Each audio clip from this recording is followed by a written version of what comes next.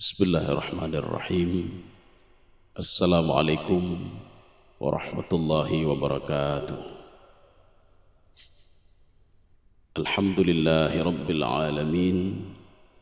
Wassalatu wassalamu ala asyrafil anbiya'i wal mursalin wa ala alihi wa ashabihi ajma'in. Raditu billahi rabba wa bil islami dina wa bi Muhammadin nabiyya wa rasula.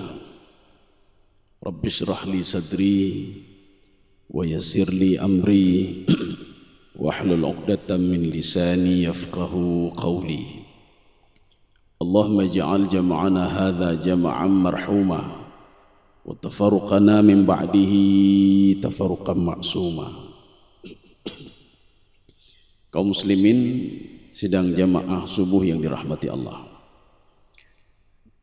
Jadi di dalam surah Al-Ma'un, jadi kalau kita lihat terjemahannya itu diterjemahkan harta yang berharga. Tapi kalau kita merujuk ke dalam tafsir, itu Al-Ma'un itu termasuk di dalam tafsir Ibnu Abbas, beliau mengatakan asy-syai'u al-qalil, sesuatu hal yang sedikit, ya itu Al-Ma'un. Di dalam tafsir Al-Baydawi juga beliau mengatakan Al-Ma'un itu asy-syai'u al-qalil.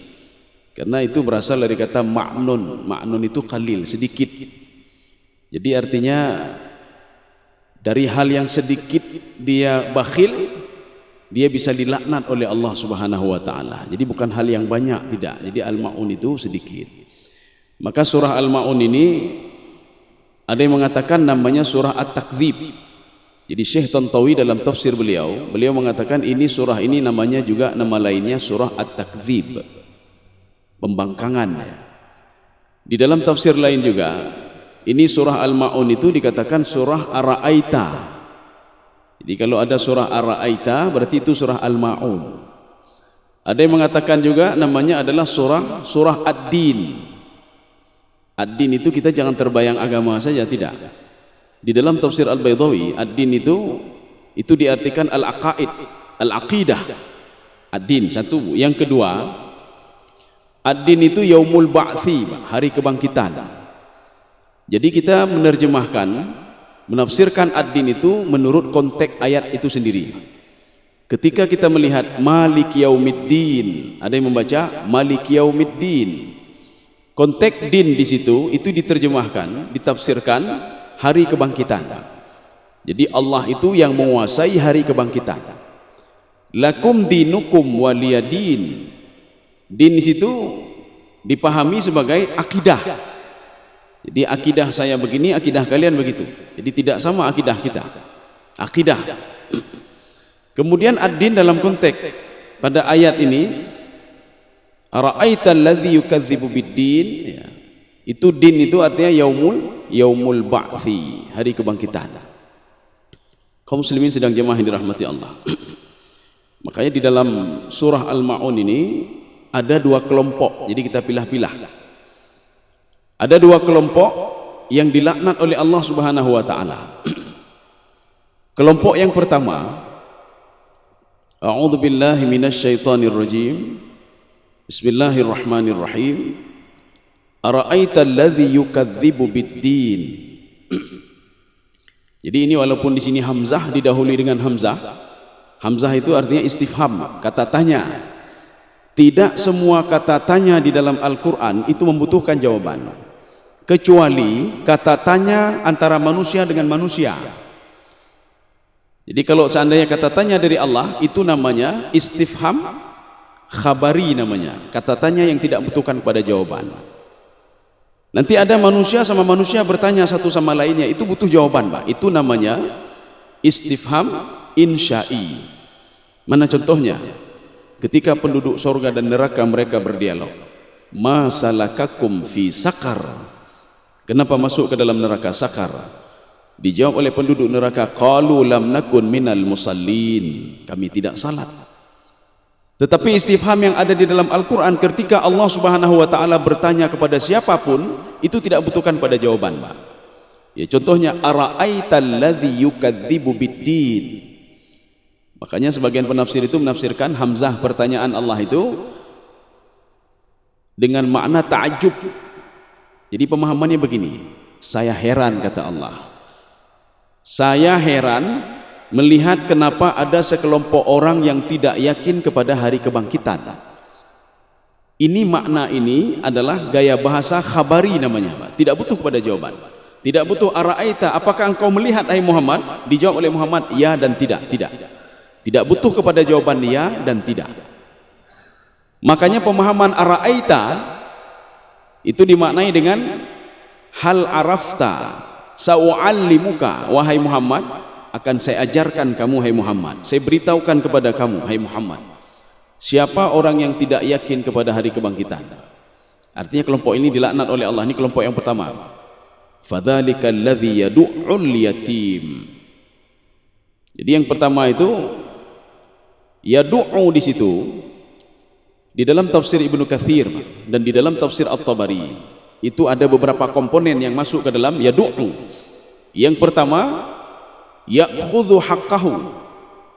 Jadi ada orang yang mengambil hak anak yatim. Nah, itu masuk ke dalam yad'u.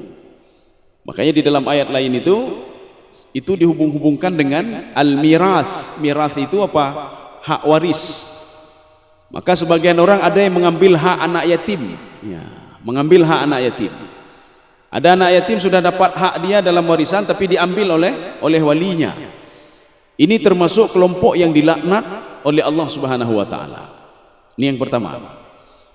Yad'u yang kedua itu kembali kepada komponen la yut'imuhu, tidak memberikan makan anak yatim.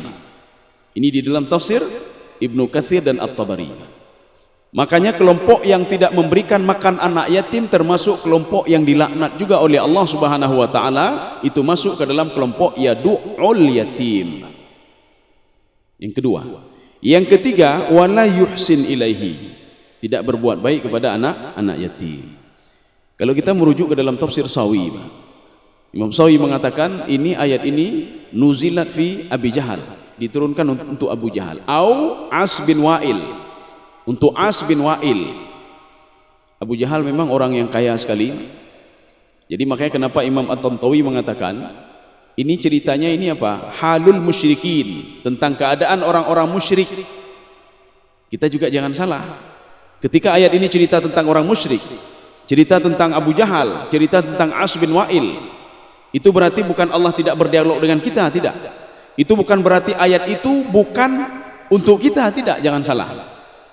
Ayat ini walaupun khusus untuk Abu Jahal, khusus untuk As bin Wa'il, juga berlaku untuk semua umat manusia. Jadi kalau ada orang menzalimi punya orang lain, dia tidak memberikan makan anak yatim, tidak berbuat baik kepada anak yatim, termasuk kelompok yang dilaknat oleh Allah Subhanahu wa taala, siapapun dia. Ya. Kaum muslimin sidang jemaah yang dirahmati Allah. Makanya gara-gara ayat ini turunlah, gara-gara Abu Jahal turun ayat ini, Pak. Termasuk di dalam surah Yasin.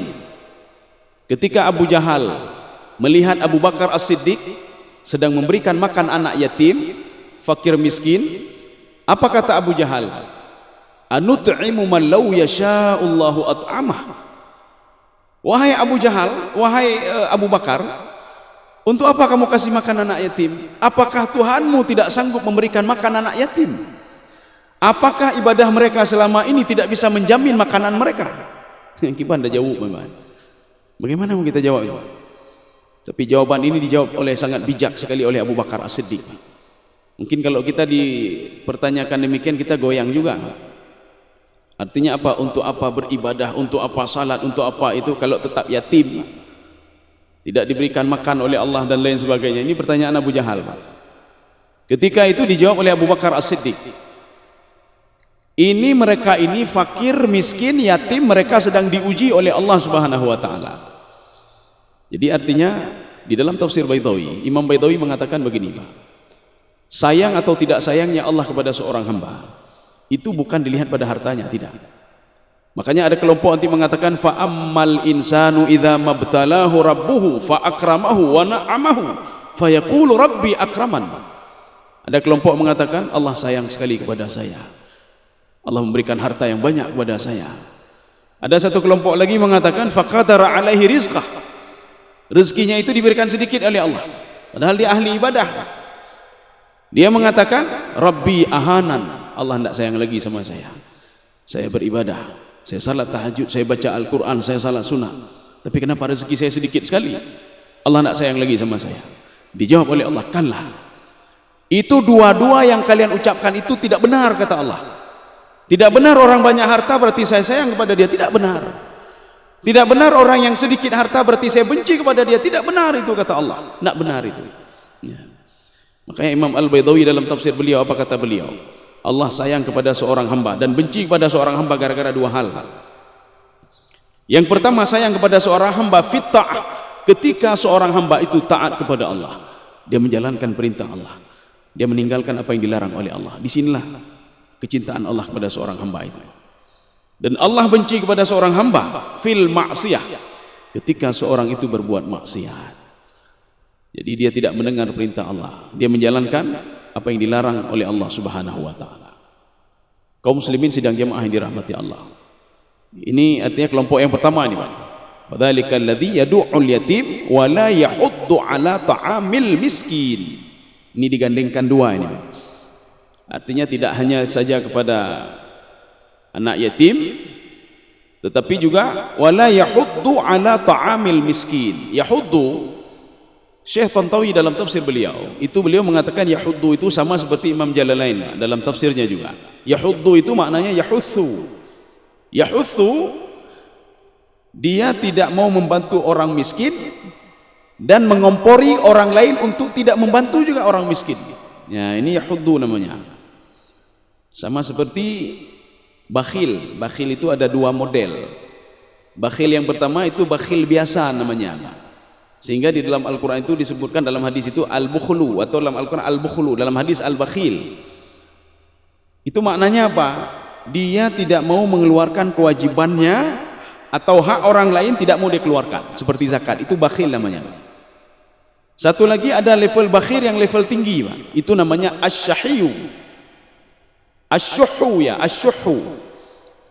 Syuhu itu apa? Dia sudah bakhil, tidak mau mengeluarkan hak orang lain, kewajiban dia, dan dia mau menguasai lagi harta orang lain, Pak. Ini asy-syuhu namanya. Kaum muslimin sidang jamaah yang dirahmati Allah. Itulah yang termasuk tadi pada kelompok yang pertama yang dilaknat oleh Allah. Yang pertama, fadzalikal ladzi yad'ul yatim. Yad'u itu masuk ke dalam tiga komponen yang sudah kita ungkapkan tadi. Kemudian yang kedua, yang orang tidak yakin kepada hari kebangkitan. Ya, artinya apa? Kalau dia yakin kepada hari kebangkitan, dia tidak mau berbuat seperti itu.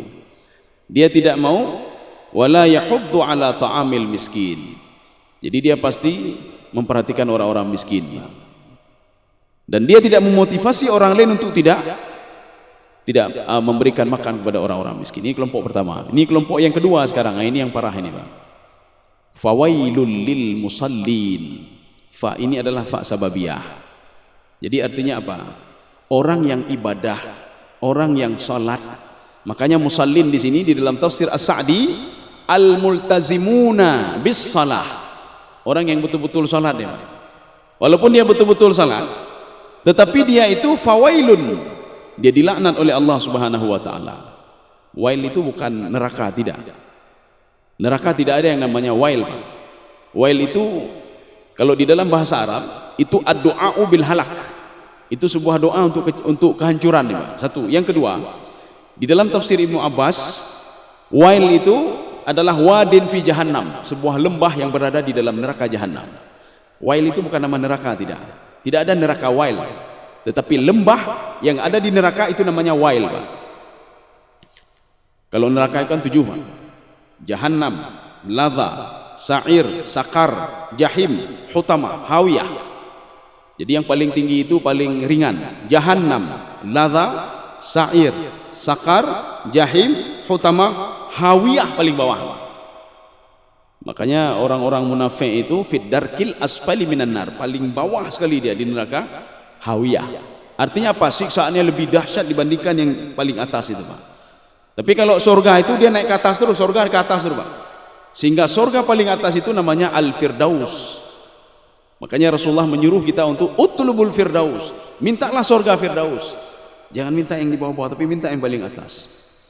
Kaum muslimin sedang jamaah yang dirahmati Allah. Fawailul lil musallin.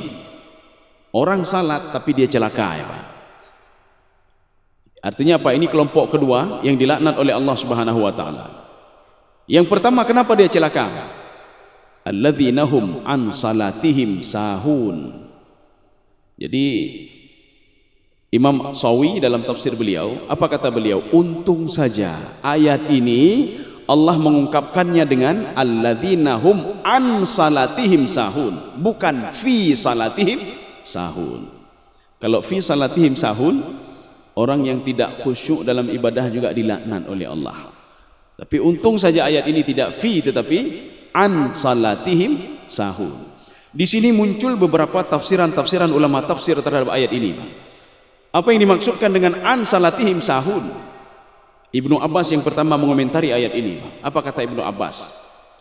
Hadhil ayah nuzilat fil munafiqin. Ayat ini diturunkan untuk orang munafik. Jadi dia salat, tetapi dia tidak yakin kepada Allah Subhanahu wa taala. Dia salatnya ketika orang lain itu ramai, tapi ketika tidak ada orang lain dia tidak salat. Ketika dia salat makin dilihat oleh orang lain, fazdada khusyu'uhu, khusyuknya makin bertambah. Ini yang dilaknat oleh Allah itulah orang-orang munafik. Makanya beliau mengatakan, Ibnu Abbas tegas sekali dalam tafsir beliau, ayat ini diturunkan untuk orang munafik, jadi bukan untuk orang lain. Satu. Yang kedua, di dalam tafsir Sawi, di dalam tafsir Jalalain, beliau mengatakan ayat ini diturunkan untuk orang-orang yang meninggalkan salat. Ya. Sawi ya, Imam Sawi meninggalkan salat. Jadi orang yang hanai perempuan tembayang ya Pak. Tidak hanai perempuan tembayang, azan Pak. Azan kedro yang kedro ya Pak. Ini yang dilaknat oleh Allah. Kemudian di dalam tafsir Jalalain, apa kata Imam Jalalain? Ghaflah. Mereka ini lalai, lengah ya Pak. Dan tidak menjaga waktu salat. Yuakhir awqatas salah. Lalai kemudian mentakhirkan waktu salat. Ketika datang subuh, alah tiada datang main tubuh, pukul 7 main tubuh. Ketika datang waktu salat zuhur, yang kamu mangga ya Pak, sedang rapat susah dia, sudah azan lagi. Petemayang tabi lagi, ini sedang rapat sudah mengganggu rapat ini. Ketika sedang jualan juga, ini sudah mengganggu ini. Ketika habis salat dia datang lagi waktu asar Pak, katu tahlun ya Pak, bukan truk wate temayang ashalum Pak, susah dia Pak. Padahal salat itu kan untuk apa? Istirahat itulah di dalam ibadah salat Pak. Makanya Rasulullah mengatakan kepada Bilal, Pak, arihna bis salah, wahai Bilal, kalau sudah datang waktu salat azan terus Bilal, kami ingin istirahat, refresh. Makanya kita ketika di pagi hari kita kerja Pak, sampai siang hari jam 12 kan kepala begini Pak.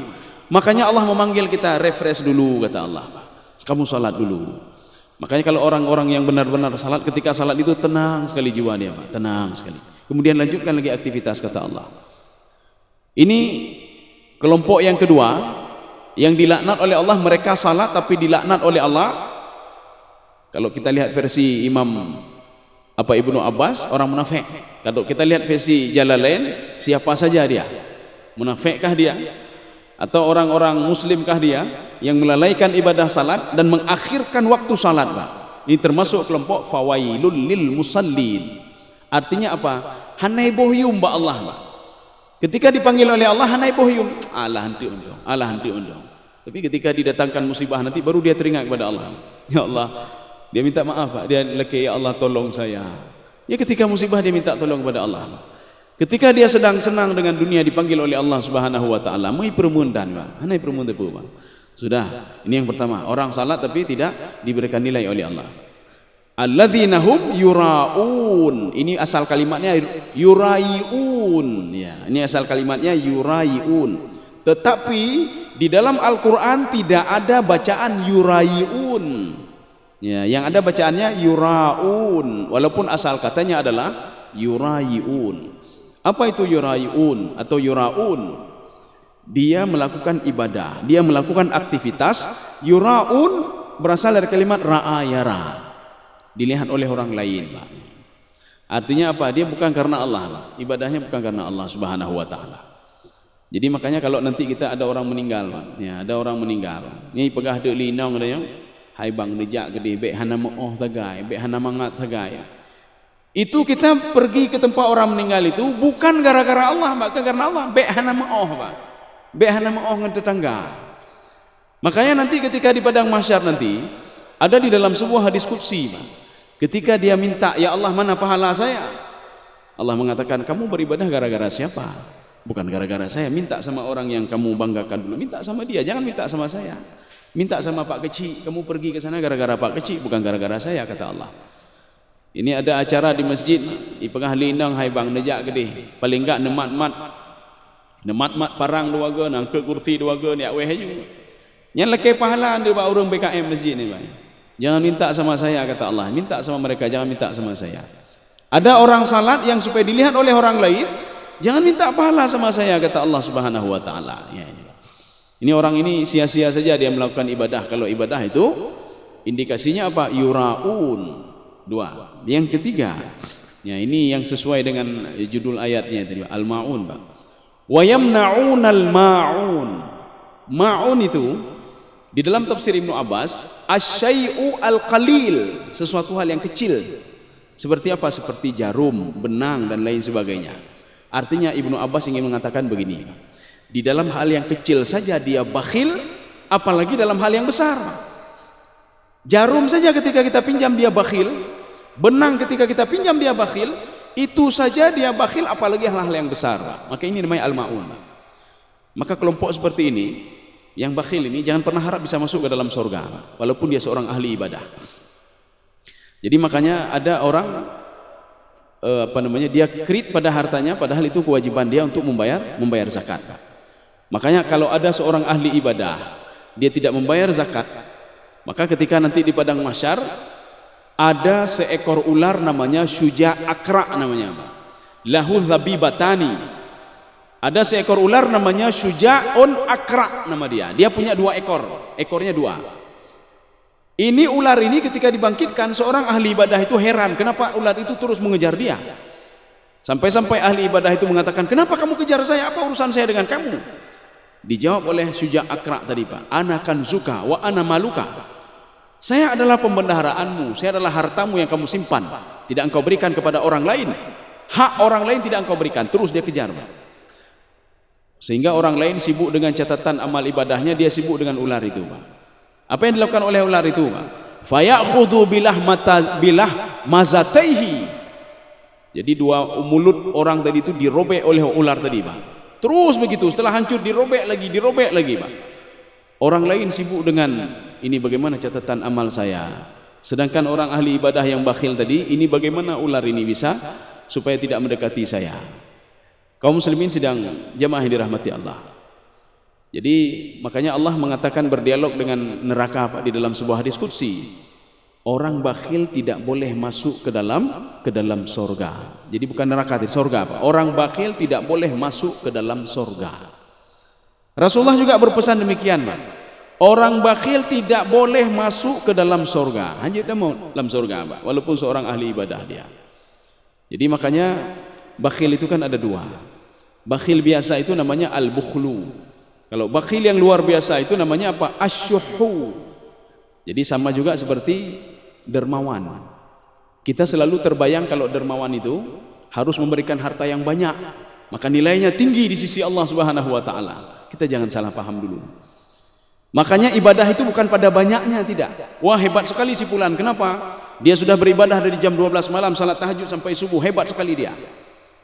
Maka di dalam sebuah hadis Rasulullah mengatakan begini, salat 2 rakaat yang khusyuk lebih baik, kata Rasulullah, dibandingkan salat malam dari tengah malam sepanjang malam dia salat, tapi dia riya dan tidak khusyuk pada Allah Subhanahu wa taala. Lebih baik yang 2 rakaat tadi, Pak. Begitu juga dalam hal infak dan sedekah. Infak sedekah bukan pada hal banyaknya, tidak. Kita jangan salah, Pak. Ada orang berinfak, makanya kita itu ketika ada orang berinfak sedekah itu 1 miliar, wah hebat sekali bapak itu, sudah membantu masjid 1 miliar. Wah si fulan itu membantu masjid 50.000. Tapi tak temen, Pak. Lebih hayu banyak. Maka di dalam kajian Imam Al-Ghazali, Pak, ada sebuah pembahasan di situ masalah sedekah. Jadi kata beliau, orang yang dermawan itu ada 2 level. Level biasa itu namanya asyahiyu, dermawan yang biasa-biasa saja. Bagaimana dermawan yang biasa? Ada seorang konglomerat, dia membantu masjid 1 miliar, 2 miliar, itu biasa, Pak. Kenapa biasa? Ketika dia berinfak bersedekah 1 miliar, tidak mengurangi duit dia sedikit pun, tidak mengurangi duit dia. Dalam hitungan detik akan masuk lagi ke rekening dia miliaran rupiah lagi masuk. Artinya tidak ada masalah apa-apa sama duit dia. Berapapun dia keluarkan, tidak ada masalah. Makanya yang dikeluarkan itu karena tidak bermasalah, ini namanya apa? Asy-syahiyyu, dermawan yang biasa-biasa saja. Kita dapat apa namanya? Fee, Pak. Kita ada fee, dapat fee 5 juta contoh. Dari fee itu kita berikan untuk fakir miskin 1 juta. Apakah mengurangi duit kita? Tidak. Jadi artinya fee tadi kan cuma-cuma, Pak. 1 juta kita ambil kasih anak yatim, kita masih ada 4 juta lagi, Pak. Ketika kita bersedekah 1 juta untuk anak yatim, untuk fakir miskin, itu namanya dermawan yang biasa-biasa saja.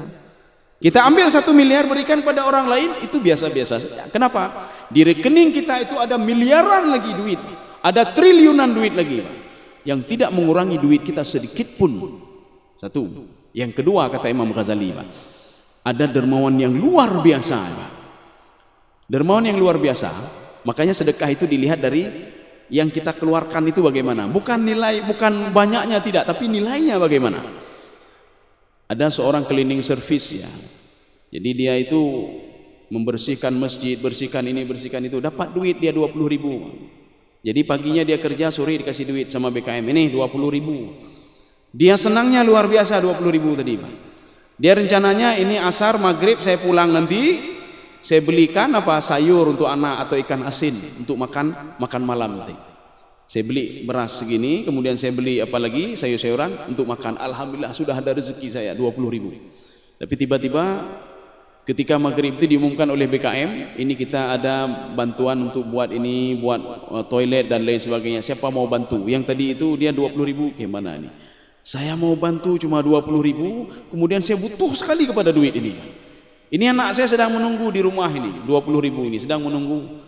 Ayah kapan beli ikan asin, kapan beli ini, kapan, udahlah saya besok cari lagi. Dia masukkan ke dalam celeng 20.000. 20.000 ini sangat berharga sekali dibandingkan 1 miliar yang disedekahkan oleh konglomerat tadi. 1 miliar ini saya bantu ya, 1 miliar itu lebih 20.000 lebih berharga. Ini namanya al-ithar ini, Pak. Sedekah orang-orang yang dia sangat butuh sekali dengan harta yang disedekahkan itu, tapi diberikan juga kepada orang lain. Pahalanya lebih luar biasa sekali. Makanya kalau ada orang-orang miskin gede-gede, katalah aja, Pak, apakah orang miskin hai tak berinfak sedekah? Hai? Mana ada orang miskin bersedekah? Bagaimana caranya orang miskin bersedekah? Kalian yang bersedekah kepada saya, kepada orang miskin ini. Bukan saya yang bersedekah. Padahal kalau dia bersedekah, itu pahala sedekahnya lebih dia dibandingkan orang lain yang bersedekah. Ya. Jadi artinya kesempatan yang diberikan oleh Allah itu lebih besar dia dibandingkan orang-orang yang banyak harta. Makanya setiap sedekah itu kita mengeluarkan sedekah, Pak, kita masukkan ke dalam celeng. Sejauh mana kita butuh pada duit itu, Pak? Ketika kita tidak butuh pada duit itu dan tidak merasa kehilangan duit itu, berarti kita pada level yang pertama. Tapi ketika kita keluarkan duit itu, kita sangat butuh sekali kepada duit itu, Pak. Itu kita pada level yang kedua, Pak. Al-ithar. Kaum muslimin sedang jemaah yang dirahmati Allah. Jadi ini pelajaranlah bagi kita. Arti pelajaran apa? Kita jangan masuk juga kelompok yang pertama lah. Ya, jangan masuk kelompok yang pertama. Artinya kelompok yang dilaknat oleh Allah Subhanahu wa taala. Ini erat kaitannya dengan anak yatim dan orang-orang miskin. Karena ada seorang sahabat mendatangi Rasulullah sallallahu alaihi wasallam. Dia menceritakan tentang anqaswati qalbihi. Hatinya keras sekali, Pak. Keras hati, Pak. Dia jumpai ya Rasulullah, hati saya ini keras sekali ya Rasulullah. Bagaimana caranya ya Rasulullah? Apa kata Rasulullah? Kamu santuni anak yatim, kata Rasulullah. Kamu santuni anak yatim, kamu elus-elus kepala anak yatim. Pemuda ini tidak paham apa maksud Rasulullah sallallahu alaihi wasallam itu. Apa maksud Rasulullah untuk menyantuni anak yatim? Tidak tahu, tidak paham dia. Rupanya dia dengar juga sabda Rasulullah itu, karena Rasulullah tidak pernah bohong. Rasulullah tidak pernah bohong. Setelah beberapa hari kemudian hatinya kok merasa lain. Dia jumpai Rasulullah, ya Rasulullah, sekarang hati saya tidak sekeras apa yang sebelumnya ya Rasulullah. Sebelumnya hati saya keras sekali. Sekarang hati saya sudah lembut sekali ya Rasulullah. Dulu saya tidak bisa mendengar kebenaran ya Rasulullah. Orang mengajak saya kebenaran susah sekali saya terima ya Rasulullah. Orang mendakwahi saya susah saya terima ya Rasulullah. Sekarang sudah mudah sekali ya Rasulullah. Rupanya apa rahasianya, Pak? Anak yatim kan tidak ada lagi orang tuanya, tidak ada lagi orang tuanya. Kita mungkin ketika berdoa kepada Allah, ya Allah kabulkan doa saya, ya Allah nepat rezeki lun, ya Allah. Mungkin doa kita didengar oleh Allah, Pak, tapi tidak dikabulkan oleh Allah. Kenapa tidak dikabulkan? Dengan berbagai alasan, Pak. Salah satunya kata Imam Asy-Syanqiti di dalam Al-Aqaid As-Salafiyah, itu mungkin gara-gara dosa yang dia buat, Pak. Dosa yang dia buat. Dia makan haram, dia buat maksiat, dia ngomongin orang lain, dia ke gob, dengki ke gob, Pak. Ini gara-gara dosa ini, walaupun dosanya sedikit, Pak, dia berdoa kepada Allah, jangan pernah harap doanya akan dikabulkan oleh Allah. Ya, nih, Pak. Jadi kita menggunakan pakaian ini kita beli dari uang korupsi, Pak. Uang korupsi cuma sedikit, harga baju 200.000, 300.000, yang korupsi cuma 5.000 rupiah kita korupsi, Pak. Tapi masuk ke dalam ini, Pak. Maka Rasulullah mengatakan kalau ada satu saja bahagian daripada korupsi kamu yang haram, jangan pernah harap salatmu akan diterima oleh Allah. Makanya ketika kita menyantuni anak yatim, ini bukan anak yatim saja, Pak, kita berikan sedekah kepada orang lain, Pak. Anak yatim karena dia tidak punya ayah lagi, dia merasa apa? Diperhatikan dan dia berdoa kepada Allah, ya Allah, tolonglah bapak itu ya Allah. Doa kita rupanya dikabulkan melalui doa anak yatim. Dan kenapa sedekah itu memiliki khasiat yang luar biasa sedekah, Pak? Karena orang yang kita sedekahkan itu bisa saja ada 10 orang, 20 orang, bahkan 100 orang yang kita sedekahkan, mungkin salah satu di antara mereka berdoa dengan ikhlas sekali kepada Allah. Ya Allah, tolonglah si fulan itu, berkahilah rezekinya ya Allah. Anak yang berdoa, Pak, anak yatim yang berdoa, Pak. Anak yatim yang belum ada dosa dia dengan Allah Subhanahu wa taala. Kita berikan sepatu, berikan, senangnya luar biasa dia. Biasanya dia dekat sekali dengan ayahnya, tapi tidak ada lagi ayah dia. Tapi tiba-tiba kita mendatangi dia, kita berikan sesuatu pada dia, itu kalau dia sempat dia berdoa, luar biasa. Begitu pula lah kenapa tidak boleh kita itu menyakiti anak yatim, karena sempat dia berdoa kepada Allah yang kemahji dan dia berdoa kepada Allah, ya Allah, si fulan sudah mendalimi saya. Ya Allah, si fulan itu sudah mengambil hak saya. Ya Allah, si fulan itu harta warisan ini sudah diambil oleh dia, ya Allah. Nyampi kemahji dan ya, jadi makanya jangan macam-macam sama anak yatim. Makanya Rasulullah mengatakan ana wa kafilul yatim hakada. Saya itu sama yang mengayomi anak yatim seperti ini di dalam surga, kata Rasulullah SAW. Makanya yang kedua, ini pelajaran bagi kita, Pak. Jangan jadi orang munafik, ya, Pak. Jangan jadi orang munafik. Jadi arti orang munafik apa? Kita salat itu gara-gara ramai orang, Pak. Ya, ini seperti ada pada masa Rasulullah itu. Ketika ada Rasulullah itu dia sudah datang, dia sudah nih. Ketika nanti sudah agak malam sedikit, manyo hanadu Rasulullah yang beda jat mayang. Jadi jangan seperti itu. Kita salat semua karena Allah Subhanahu wa taala. Ini sebagaimana dakwahnya Nabi Nuh alaihissalam. Dakwah Nabi Nuh itu 3, Pak. Ani'budullaha wattaquhu wati'un. Beribadahlah kamu kepada Allah Subhanahu wa taala. Ini muncul beberapa tafsiran juga. Ibadah yang dimaksud adalah ikhlaslah beribadah kepada Allah. Ibnu Arabi dalam tafsir beliau apa kata? Istiqamahlah engkau dalam beribadah. Ikhlaslah dalam beribadah kepada Allah. Jangan ada bukan riya. Kemudian yang kedua, pelajaran lagi bagi kita, Pak. Artinya kita dalam melakukan ibadah tidak salat saja. Nanti jangan sampai kita orang salat kemudian dilaknat oleh Allah Subhanahu wa taala. Jangan riya dalam beribadah. Kita ibadah ini semua karena Allah. Hana pelik cerita Pak urut lain, hana pelik cerita Pak. Karena yang tahu ini cuma kita saja dan Allah Subhanahu wa taala. Paling-paling malaikat ini sebagai saksi saja berdua ini, Pak. Kita salat tahajud hana pelik cerita Pak Gom. Kita salat sunnah hana pelik cerita Pak Gom. Ya, teman. Kemudian yang ketiga, jangan jadi orang bakhil. Artinya apa? Sekecil apapun yang kita lakukan, kalau itu mengandung nilai-nilai bakhil, kita akan dilaknat oleh Allah Subhanahu wa taala. Hana pun dak bakhil roba, hana pun dak bakhil roba. Makanya inilah kata Imam Ghazali, Pak. Manusia itu rugi, bodoh manusia itu, kata Imam Ghazali, Pak. Dia mengumpulkan harta sebanyak-banyaknya di dunia ini, Pak. 20 tahun, 30 tahun. Setelah dia kumpul harta itu ditinggalkan begitu saja dalam hitungan detik. Kan bodoh namanya, Pak. Makanya kalau orang beribadah itu tidak rugi, Pak. Ini amal ibadah yang barusan kita lakukan ini, salat subuh berjamaah dan pengajian ini terus dicatat oleh Allah dan tidak pernah dikurangi sedikit pun oleh Allah Subhanahu wa taala, tidak pernah. Mudah-mudahan ada manfaatnya bagi saya sendiri dan jemaah sekalian. Subhanakallah bihamdika asyhadu an la ilaha illa anta astaghfiruka wa atubu ilaik. Assalamualaikum warahmatullahi wabarakatuh.